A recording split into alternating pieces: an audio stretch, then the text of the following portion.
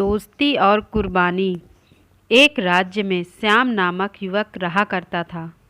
एक बार उसने राजा के किसी आदेश की अवहेलना कर दी।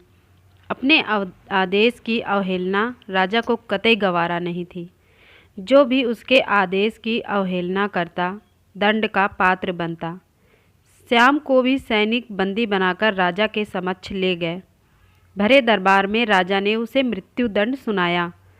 अपने मृत्युदंड पर श्याम बोला, महाराज, आपके द्वारा दिया गया मृत्युदंड शिरोधार्य है, किंतु मृत्यु पूर्व मेरा आपसे एक निवेदन है, और वह यह है कि मुझे कुछ समय प्रदान किया जाए ताकि अंतिम बार मैं अपने परिवार से मिल सकूं। राजा ने एक सिरे से उसका यह निवेदन अस्वीकार कर दिया। तुम पर कैसे विश्वास किया जा सकता है?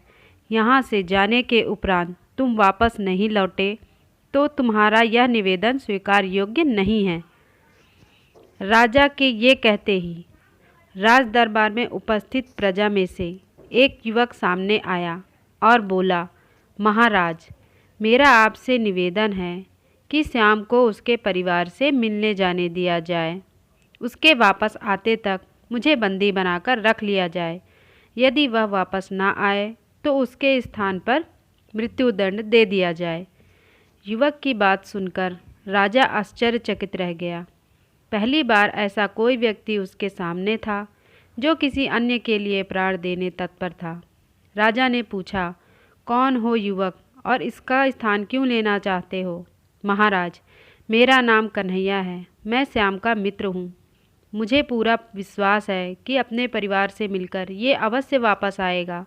युवक बोला।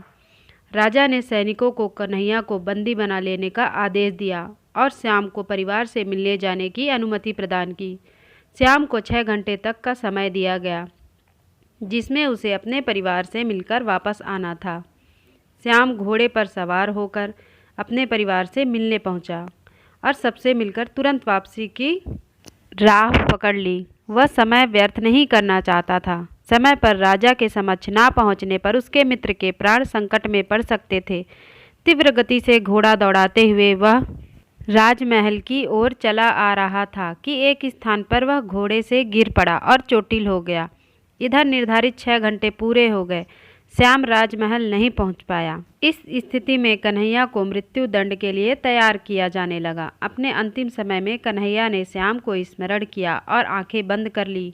वह प्रसन्न था कि वह अपने मित्र के काम आ सका, किंतु अंतिम क्षण में श्याम राजमहल पहुंच गया। वह राजा से बोला, देरी के लिए क्षमा महाराज, मैं घोड़े से गिरने के कारण चोटिल हो गया था। अब मैं वापस आ चुका हूँ। कृपया मेरे मित्र कन्हैया को छोड़ दीजिए।